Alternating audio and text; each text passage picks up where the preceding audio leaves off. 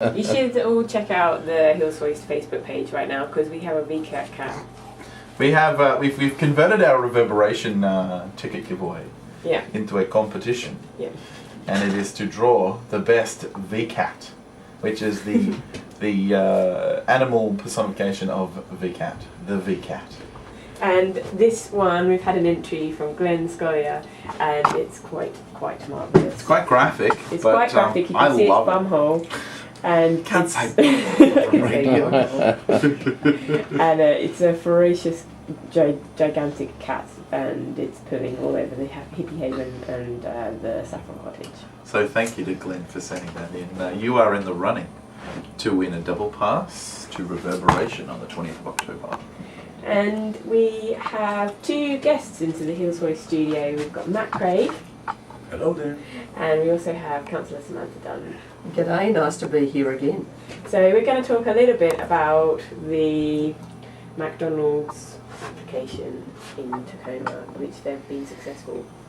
Yes, a pretty dark day Wednesday afternoon when the news came out that VCAT had in fact approved that application for McDonald's, and I think Facebook was going off basically, and in fact I think every form of communication I had was going off that afternoon as the news sort of hit the town and started to spread out. So how is it that the community has voted for the council objected to the application, and then the council's decision has been usurped by VCAT? How is that possible? How can they deny what, or how can they be dismissive of what the council have decided? I actually think it's one of the fundamental flaws of the appeals system. As you rightly say, council refused the application, and we did that based on community response to it, and we are community representatives. It's what we're there for. There is the right to appeal any decision that councils make. I would always uphold that right because I think it's an important part of the planning process, but where I think it falls down is where tribunal members pay scant regard to what community thinks. Now, we're not talking about 5 people, we're talking about 1,300 people objected to council. We had 320 people object to VCAT, 30 people submit to VCAT. These are not small numbers, this is significant angst in the community. And to think that we have a system in place where there is little weight put on that is pretty disappointing. There was also the at the York on Lilydale meeting that happened previously, was that the biggest written response to a council about an issue? I heard there was something like over 1,000 written responses. Yeah, in terms of Yarra Ranges records, this application has broken them all. So it's the highest number of objections we've ever had to any single application.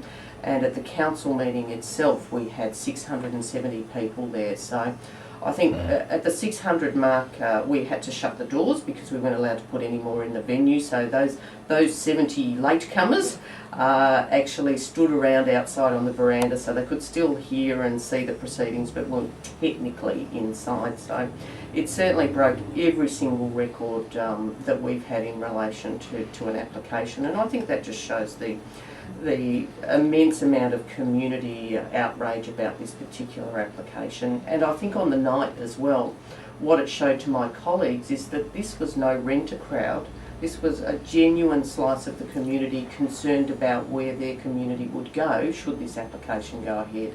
I was actually at that meeting and recorded quite a few bits of the activities, and I've actually got the moment where council refused the application, and you should hear the crowd go off. It's going to max the speakers actually. Do you want to hear it? Yeah, let's do it. Here we go. Great.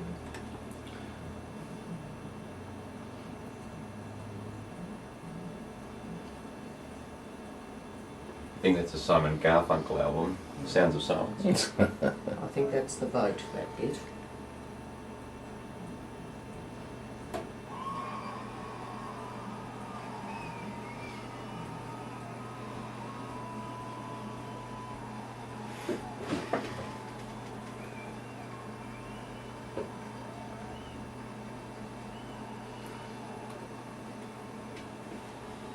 and it just keeps going on. I'd love to hear something they're really passionate about. Whoa! Yeah, it was an amazing moment when the council rejected the application. I just can't believe it. That we kind of passed it. It just doesn't seem possible. Where do we go from here? Is this the end of the line, or can we appeal? It makes you feeling left a bit hollow, doesn't it? Delightful segue. Sorry. Yeah, I think Mac's taking over the show. Excellent question, Mac. At this stage, the only avenue to appeal it is through the Supreme Court, and the only way you can do that is on a technical point of law. So it can't be because you don't agree with the decision. So I've in fact asked the Shire legal team to have a look at the decision to see if they believe there's any technical breaches to the law in terms of how that decision has come to be. I know there's some legal-minded community people looking at the decision too to see if we can find anything, but that is the only avenue in terms of appeal that we can take. But I know that we have an exceptionally creative community and an exceptionally passionate community, and I'm sure that they'll think of many more creative ways to continue the campaign to stop McDonald's in Tacoma. Actually, there's one happening on Sunday, and if you are interested in getting involved in some guerrilla gardening, you can head down to the site where McDonald's is probably going to end up being, and bring some seeds and Bring some flowers. native plants. Yeah. It's going to be a native garden for however long it's going to be there, which we hope forever. Yeah. Fight it. And your gardening gloves, and join heaps of people at about 10 o'clock on Sunday. So I reckon the community, whoever does it, does a rock garden. That's got to be a bit more in the way than some herbs and some ferns. Trying to move rocks. And I'll make a pond. I'm sorry, have you ever seen a bobcat? Ever? Yeah. Yes, I watch Police Academy. I don't know. Bobcat. VCat. Boom, boom. So, guys, get your VCAT cat submissions onto our Facebook page. We'd love to see them, and you could win a double pass to Reverberation. We've also got a fantastic poem, which was read out by, Joy Serwylo, one of our wonderful Hills artists, wrote this poem and read it out in the tribunal.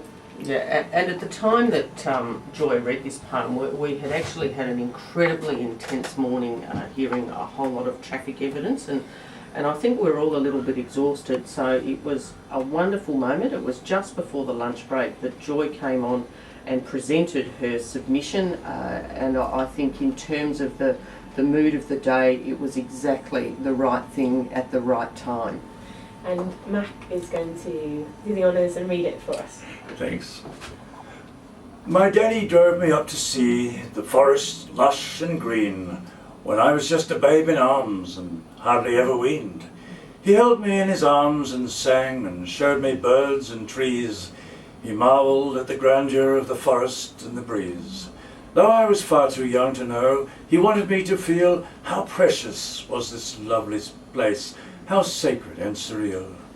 Well, I grew up and always longed for forests rich and green, to where good folk knew my name, to breathe fresh air and clean, to share in a community, to believe in what is good, to put my faith in honesty and do the best I could.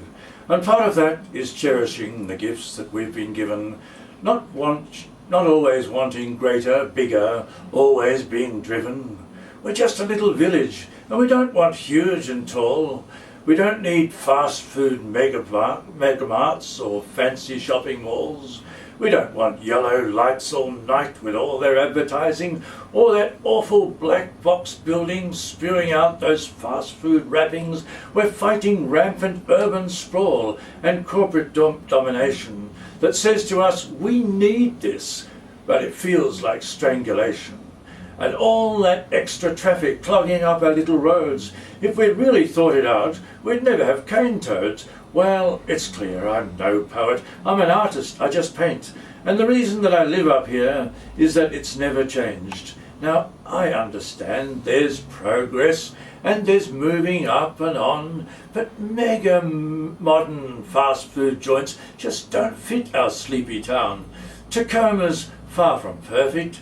It's cute and small and neat, a tourist spot, a family place, a holiday retreat. Please let our hometown stay the way that it wants to be, without truck stops, mega drive-through and huge hamburgery. Thank you, man. And thanks, Joy, for emailing it to us. We read it. Such a good. I love it. And I could keep listening to your voice all day. Well, thank you so much for coming in, both of you, and protesting and delivering such a fine poem. We're going to follow on with a track by the Stoosh, which is called More Rights on 3MDR 97.1. Nice choice. So if you want to join a whole bunch of people, get down to the Tacoma spot where the haven is, and there's a bit of garden there that is going to be turned into a community garden. More information about that on Facebook. But I reckon if everyone brings down natives, they'll have a lot more trouble cutting them down. Very rare natives. If you have any really rare natives, go, no, you can't cut that down. It's rare. This is the Okeanos kangaroo footus. Excellent. All right, well, I think we have reached the end of our road here. Thank you so much for joining us today, everyone. Thank you to Jed Rowe for coming in. Thank you to Matt Craig and Samantha Dunn for your delightful insights into the world of the hills. And just another big thank you to Samantha. She's really been supporting the whole anti-Maccas on the whole way and keeping us very informed, which is really nice to see from our local councillors. Woo! Woo! Maximum points. Yeah, well, I think we're going to go out with a nice AMRAP commercial, and then we're going to be hearing from the Veranda Band with their track Vigilante, which is what we'll be doing, practicing, sort of, when we plant some trees, protesting. At 10 o'clock in Tacoma. Yes. Well, I'm all over the shop today. Thank you so much for listening, guys. I've been Lockie. I've been Tim. I'm Emma. This has been the Hills Hoist. It's just coming up 10 minutes to 3. Have a lovely Friday afternoon. And yeah, stay tuned for Red to Blue.